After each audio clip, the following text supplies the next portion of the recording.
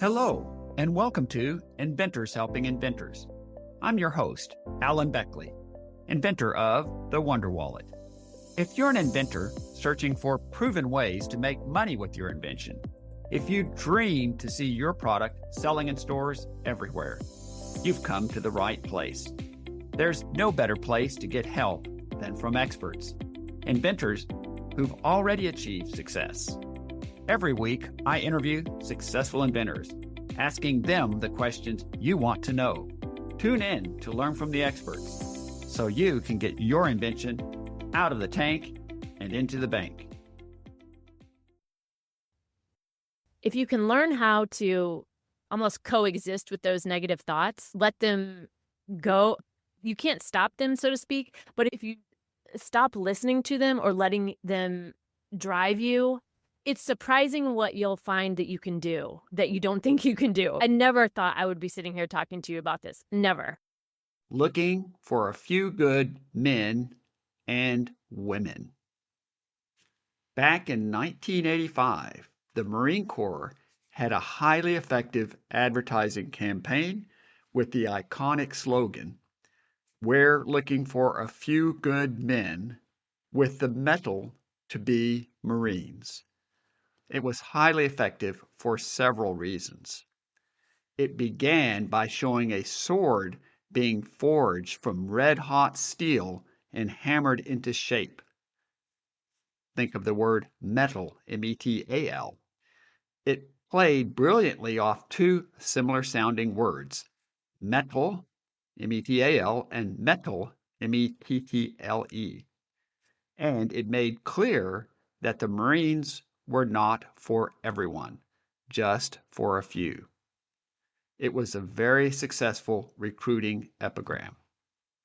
Flash forward 40 years, and I'm choosing to adopt a very similar epigram to recruit inventors. I'm looking for a few good men and women with the mettle to be successful inventors. Now, if you're listening to this podcast, there's a good chance this describes you.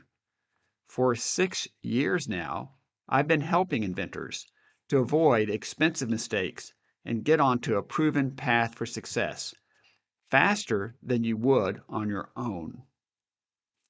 I do this by working with you over a period of 3 to 6 months via either my custom or premium coaching programs.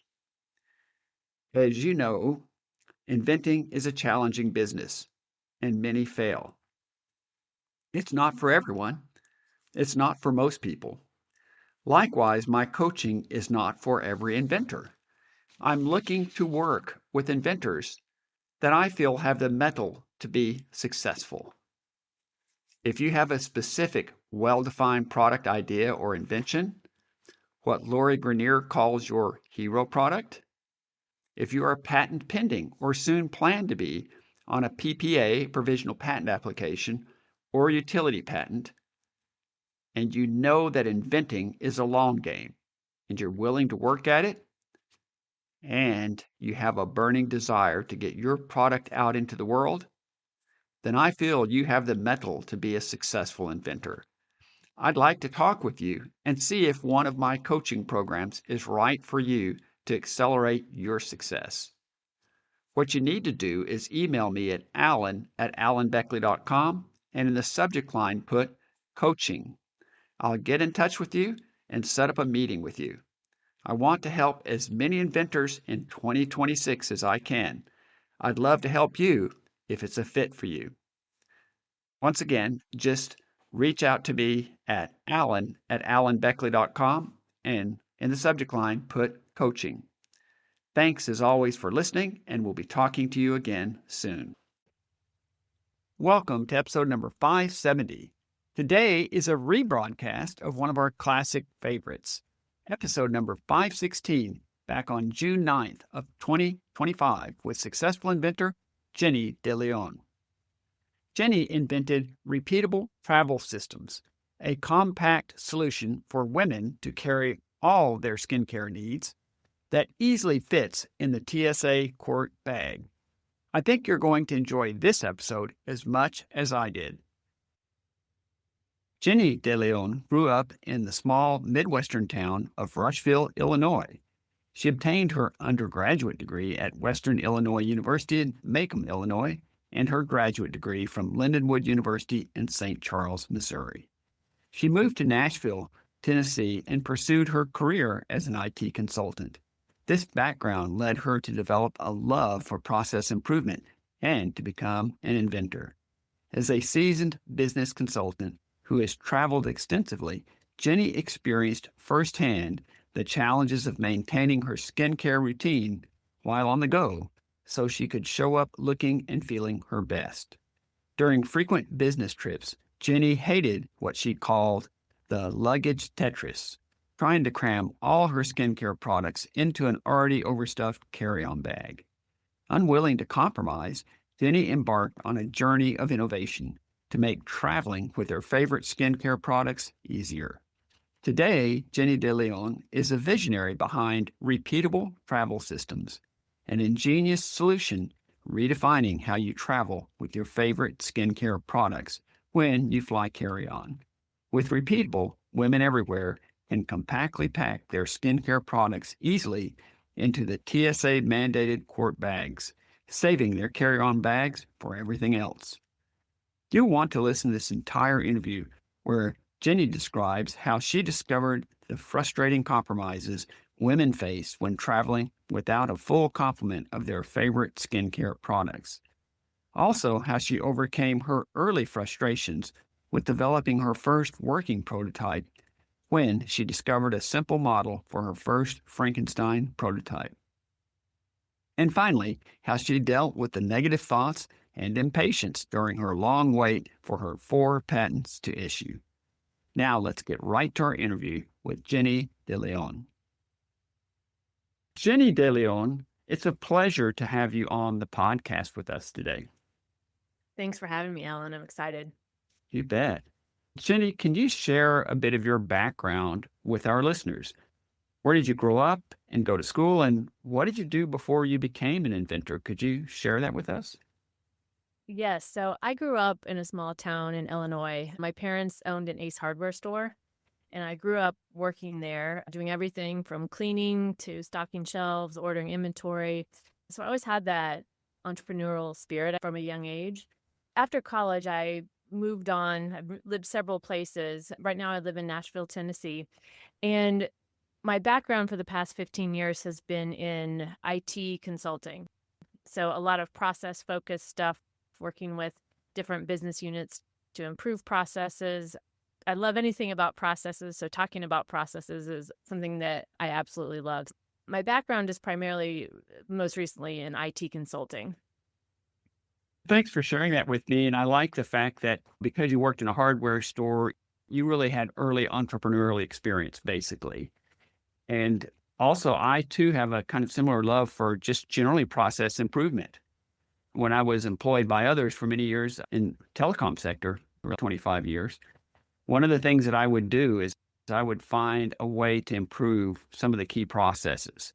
And ultimately, my employers actually did appreciate that, even though it wasn't my official job. I'd find a better way to tighten up or make it where it was less problematic. Yeah, I think I learned that really young working at the store from my parents because I worked with a lot of farmers that would come in the store and I was young, I was female. They didn't always take me seriously. So I don't know, from a young age, it felt like I was always trying to show them I could do something that they didn't think I could do. And a lot of times that was finding things that they needed or finding better ways. If somebody would come in with X problem, I would find Y for the solution. So I feel like I started doing that at a really young age, like getting really creative, figuring out ways to use tools in different ways and all that kind of stuff. Yeah, so that's such a great example because it shows how, in some regards, you were not taking it full value, but you proved yourself in a youthful state, and that has actually ultimately served you really well as an adult. Yeah, I would say it has for sure. I'd like to ask, could you briefly share with our listeners the aha moment of the event that happened that caused you to invent your solution to a travel dilemma for women? And that is your product, Repeatable Travel Systems. Could you spend a couple minutes and share with us that aha moment? Yes. So, as I mentioned, as an IT consultant, I've done that for a long time now. For a period of my life, I was a business traveler. So, I was getting up at 3 or 4 in the morning on Monday, flying out to the client site, getting home at midnight on Thursday. During that time, my life it was like it was on an assembly line. I didn't have a lot of time for a lot of extra things, right? Because everything had to line up perfectly. And so during this time when I was traveling, I'm traveling in business attire. I wanted to show up to the client site and look good. But the problem I had and all of my friends had that were traveling was we could not bring all of our skincare products in that quart bag that TSA requires that you have when you fly with a carry on. And anybody who's been a business traveler knows if you're traveling every week, you're absolutely not checking a bag. That's a huge no-no, like, in the consulting world, especially if you're traveling with other people or people are there to pick you up. Nobody wants to wait on somebody to get their bag from the carousel. So we all struggled with this problem of not being able to take our skincare products. And it felt to me like a lot of compromise. It was one of those situations where it's like you just have to find things that to make it work. Right. Like I did, like I mentioned, growing up at my parents' store. Back then, I was always finding ways to make things work, right? Cobbling things together with duct tape or some other way that I needed to do. And so it became like that in my routine every week. And then I found myself showing up at client sites again, wanting to look professional, feel like I looked put together, but always feeling like something was missing because I didn't have my full skincare routine. This is such a great story, the way you illustrate that. And you've actually clearly answered for me. In fact, part of the next question I was going to ask you, and that is how did the TSA restrictions, what you call the messy quart bag, impact you? And you made it really crystal clear that you had to make really compromises. You were traveling, as you said, in that job in particular, you were early Monday morning, you were out of the office, heading out, going to the airport, and didn't get back till sometimes midnight on Thursday night or something like that. So you had to put together whatever it was you were going to take for your business trip. You had that to go with you. And the constraint, as you said, and I've never had anybody express it to me quite like this, but I like that nobody likes to wait for somebody at the airport for them to get their bags from baggage Hmm. claim. You have to jam everything into this little tiny carry-on bag. And now your quart bag that you have really is just not sufficient for most women, maybe all women, to carry cosmetics and things like that that they want to carry with them because they're too large in size for it to fit in there with the other things you have to have. Is that accurate? Yeah, I think for clothes, if you're a business traveler and you're traveling every week, I think it's easy to pack your clothes and have a uniform, so to speak. I doing like air quotes. So you bring a certain number of pairs of pants, shirts. That's pretty easy to get going in a routine. And a lot of this, why I designed this is because it came out of my love of processes because I had a process for myself every week, right? I would get home, do laundry, X, Y, and Z, whatever down the line. I had the process for my clothes, but I just couldn't get the process down for my skincare because nothing fit my actual needs. It felt like the products that were on the market, it was outdated how they're designed, right? It wasn't meant for modern day women who travel, who spend money on skincare because they want to, they can, they enjoy that. And it just felt like the products that were on the market just didn't fit real women's skincare routines. And that was the struggle that I faced. Out of curiosity, as you're describing this dilemma to me, I had a question came to my mind is, did you ever find if out of nothing else besides frustration, you would get to your arrival point for the better part of a week and you would just go buy some skincare products so that you were able to have what you needed because you weren't able to carry them on the airplane? Did that ever happen to you? So it didn't happen so much with skincare. Sometimes it would with hair products, let's say, like different things that you could easily buy at any Target or Walgreens or whatever. But the skincare products were always different because sometimes I was getting those from an esthetician who I was going to. So I couldn't just go to any store and buy it. It either had to be bought through the esthetician or online. And so then the shipping, and where was I going to ship it to and would it be there and all trying to juggle all that. It was easier with the hair care products, I would say, than skincare. I never found, at least for the products that I use, generally couldn't just go to any store and buy them. They were more specialty. So now let's move forward and talk about, can you share with our listeners how your product Repeatable addresses these issues to make traveling for women much easier and less stressful, where you can actually carry the things you need in a very limited space of a quart bag? Yeah, I actually started my prototype for my product with contact lens cases. So everybody knows what they look like. Even if you don't have contacts, they're little container, two sides with a lid that screws off. I had used those for a while and I thought they worked well, but the problem was they would fall down to the bottom of my bag. I couldn't label them properly.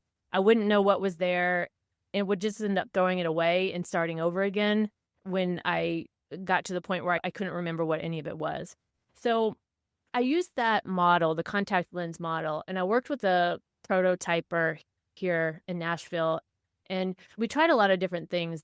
But what we ended up coming up with was, if you think about it as three contact lens cases stacked up on a tray that's held together with magnets, and then underneath the contact lens cases on that tray, there's a little indentation for a spatula. So that way you can use the spatula. You don't have to dig your fingers into the container to get your product out. And this is a big deal for women because we don't want to be contaminating our product. We don't want to, if we're sticking our fingers in or having it all over our hands, if we're in between appointments or something. So we came up with this prototype that surprisingly worked. I loved it and I still love it today. I love what we came up with. I think it completely solves the pain point that I was facing. What I particularly like about what you just shared with me is, from what I heard, your Frankenstein prototype was a contact lens case. Yes. So it was a starting point. But then you saw all the shortcomings. It's not Mhm. labeled, it only holds so much. How do I get the product out of there? And I want to put my fingers in there and contaminate it, et cetera, et cetera. You thought, well, there's something here. It's compact and you can carry smaller quantities, which is something you wanted to be able to do, but it's not sufficient. And it seems like from there you said, how can I take this as a starting point and then convert it into something that is truly functional on the levels that I need? And then again, working with a prototyper, et cetera. Is that a kind of an accurate way to describe what you did? Yes, it is. And I actually, with the prototyper, when I went in with my bits and pieces of how I saw it working, I honestly felt so foolish doing it. I felt like this is never going to work. Nobody's going to understand this. Why am I even doing this? I had all of these negative things in my head leading up to this. But when I went in there and I explained it to this guy, and he's a guy, right? So he's not he doesn't, this isn't my market, right? He doesn't face this problem when he travels, right? But I was pleasantly surprised at how he pretty much instantly got the concept. He instantly started rattling off some different like ways we could put it together and structure it. And the best feeling in the world was walking when he called me a couple weeks later and I walked out of his shop with my prototype in hand. Like that feeling, I still think about that because I couldn't believe it was real. I couldn't believe I'd actually done it, but I did. Yeah. So you reach the point where you say, now it's really real. I've finally got something that truly works.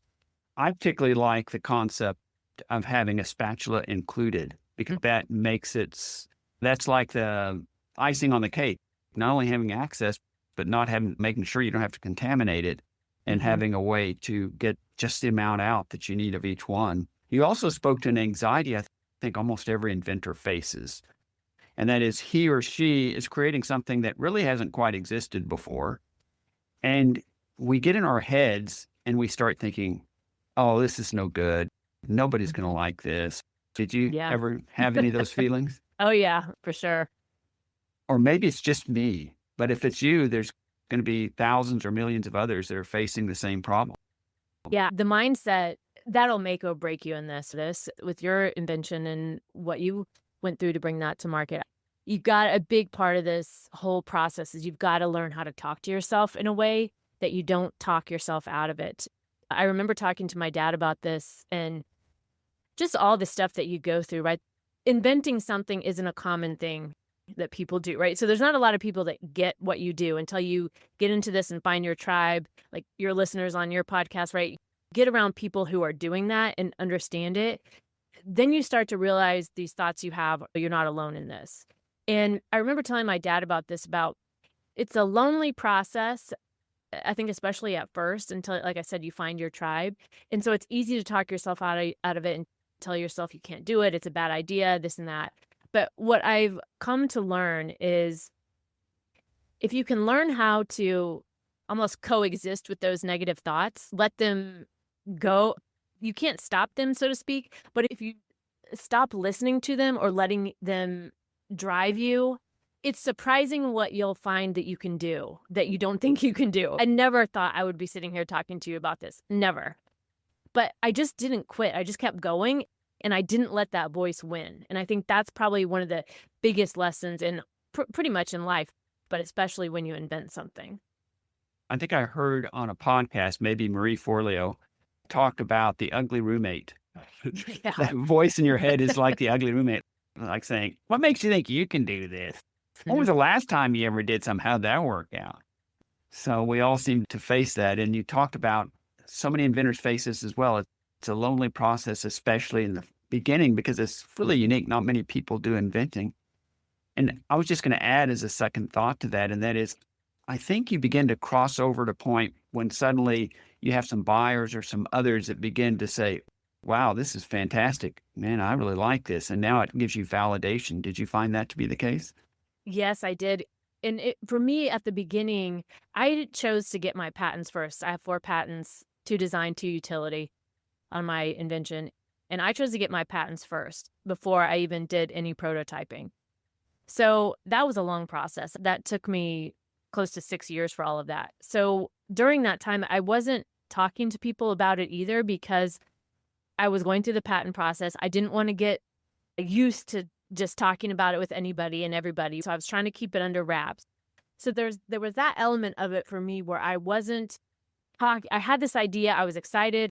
I wanted to tell people, but I was waiting until my patents were further along in the process before I started getting the prototype and talking about it. So that loneliness and that feeling of, oh, is this a good idea? Is it not? I didn't actually get the validation until way down the line, until, like I said, year 5 or 6, whenever my patents were complete. And once I started getting that, actually, I just came back from a conference earlier in May, and the best validation for me is when I show somebody my product and their eyebrows raise up, like in surprise, like in delight, like happiness that they found something because they get it. That for me is the best feeling.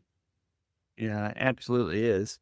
And so I wanted to flip to the other side a little bit, and that is compared to your product, what is the competition, relatively speaking? What other products are out there that in some fashion at least attempt to address what your product does? And what would you say are their shortcomings compared to your product repeatable? Could you share that differentiation a little bit with our listeners? Yes. The products on the market today. So everybody knows you go to Target, Walmart, Walgreens, wherever, and you go to the travel section and they have a clear case with 4 or 5 bottles in there. And each bottle holds 3.4 ounces, whatever the TSA limits are. Everybody knows those. Those are, I call them like no-name brands, right? They're just mass produced. You can buy them on Amazon. There's also a product called Cadence, which is the containers, they have varying sizes, but they snap together in this magnetic system. There's other products out there that are small containers that maybe stack up on top of each other. Some form like a hexagon. But ultimately, none of those products solve the actual issue of the frustration of packing the quart bag. That was my whole intent and purpose of why I invented my product, was to solve that frustration. Because all of the others so far that I've seen, they're not addressing so you have these bigger containers, but I need to be able to take other products with it, right? So my product, you're able to hold 6 different products in a slim, organized system that's magnetic, snaps together, fits easily in your quart bag, and then gives you plenty of room for other products. So I've done packing demos where I'll show I'm able to take anywhere between 14 to 16 products in that quart bag, depending on volume and exactly what it is that I need. So I feel like with the competitors' products, they're just not addressing that actual true pain point, which is that complete frustration of trying to find other travel sizes or trying to fit more products in the quart bag. And I feel like that's really what I set out to solve and what I was able to achieve with Repeatable. It's a great story. And as you're describing it to me, I was thinking about something I often talk to inventors about, and it's what I call the user experience. And if you look at it from the user experience perspective of what is she most frustrated with, these other products seem to be here's a way to compactly put these things where you can carry them somewhere. That's not the real problem. The real problem is we don't want more stuff to fill up your already limited space. Carry on bag. Now here's some more things to stuff in that carry on bag. You say, take this limited space of the quart bag that right now you just can't get your skincare and other products to fit in there. Find a compact way that in that small space, you can include that. And now you still got the usual amount of space in your carry on bag. Yes, and I call it like luggage Tetris, right? Where we're trying to slim down everything and tuck everything, roll our clothes, do this and that. We do it in every other part of packing. It just didn't seem to be that concept wasn't introduced in packing the quart bag. And to me, that was the most important when I was, like I said, when I was a business traveler. So being able to, I think, also show people that once people see it in action, like I said, the eyebrows go up and they get it. And then you can see that you can actually take more. And my product is designed for the business traveler who's gone 2 to 4 nights a week, somewhere in that range.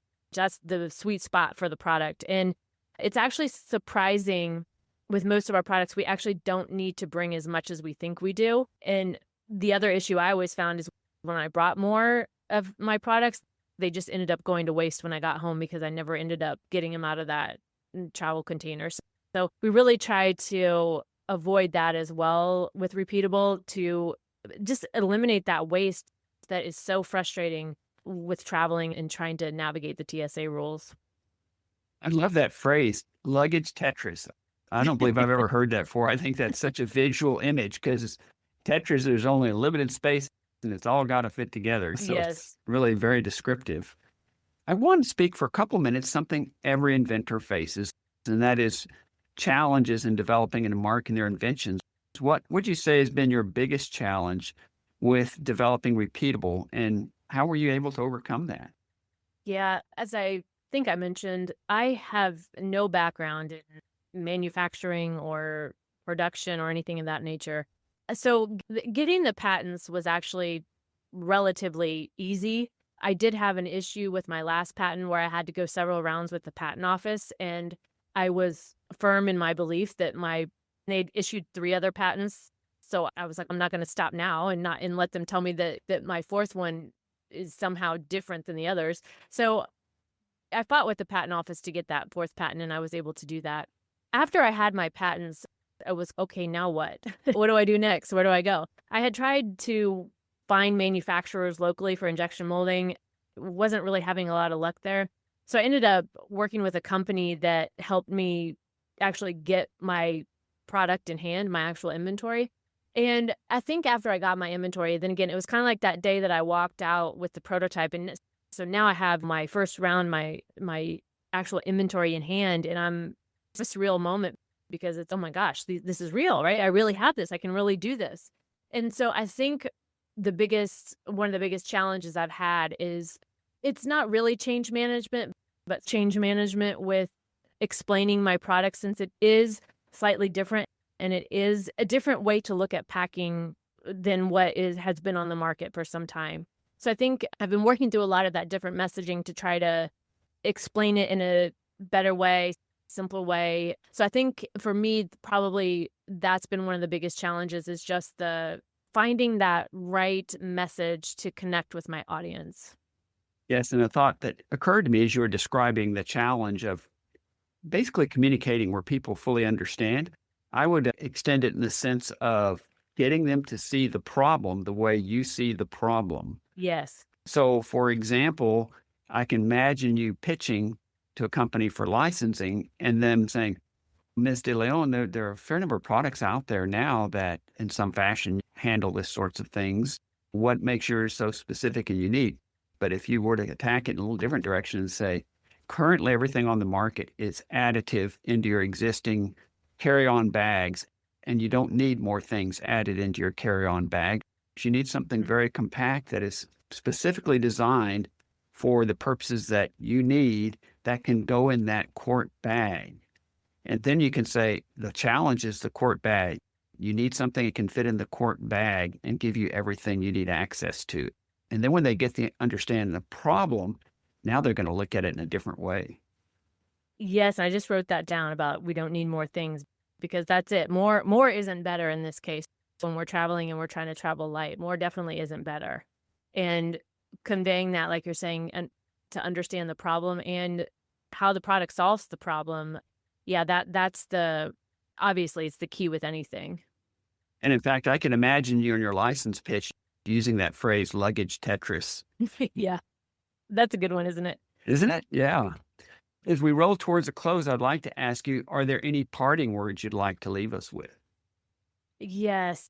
So this has been such a journey for me, and I've learned so much what not to do and some of what to do. But I guess I would say to your audience, for anybody that's listening that has an idea, you just have to go for it sometimes. There's nothing special about any knowledge I had or any even me in particular, right? The way I brought my product to life was I just kept doing the next logical thing. That's what I would tell myself, just do the next logical thing. And when I kept doing that and I didn't quit or give up, that's why we're sitting here talking today. So I think that having that attitude of moving forward, even if it doesn't feel like you're doing very much, but moving forward and just not quitting and not giving up is one of the most important things that you can do as an inventor. I also like that thought process, just kept doing the next logical thing. I'm thinking all the people I've had on the podcast, if I've ever had anybody summarize it quite like that, but I think that is actually so accurate. Yeah, it saved me a lot of times because it got me out of the overwhelm. It got me back into that process mindset, and it helped me to see that some days the next logical thing is just a small thing, and some days the next logical thing is actually a big thing. But neither one it's not every day isn't a big thing and every day isn't a small thing. It's just whatever that next logical thing is to move forward. Jenny, my last question for you then is, how can our listeners reach you if they have other questions or would like to purchase from you? Yes, I'm happy to answer any questions anybody has about inventing, about the product, about any of it. My website is repeatabletravel.com. You can contact me on there. All my social media is on there, and that's where you can find out more about the product. And just to be clear for our listeners, repeatable travel is like repeatable without the E, right? So repeatabletravel.com, right? That is correct. Now, I will say I also have the domain repeatable with an E on the end, travel.com, and it just redirects back to my main site. But there is when I started this, just real quick, I'll tell you, I had this idea for the name. The repeatable came from creating a repeatable process. That's where I got the name from. And I had this idea when I was first starting that it would be so cool to make repeatable as the phonetic spelling, like how it looks phonetically without the E on the end. And then as I got into it, I realized actually that's not very cool and it's going to be really annoying. But I'd already gotten too far down the line to change the name. So people ask me why the E isn't on the end, and that's why. It was something I thought was cool, but actually didn't end up cool. But, you just pivot and keep going. Jenny, thank you so much for being on the podcast with us today. Really enjoyed chatting with you and would like to reserve the opportunity, maybe another 6 months or a year, to connect with you again and see what you've got going on at that time. So thank you so much for being on the podcast today. Thank you, Alan. Yes, I'd absolutely love to come back. Thank you. You bet. Thanks so much for tuning in to Inventors Helping Inventors. If you like the show, please tell your friends about it. Make sure to subscribe in iTunes or wherever you get your podcasts so you won't miss a single episode. Talk to you soon.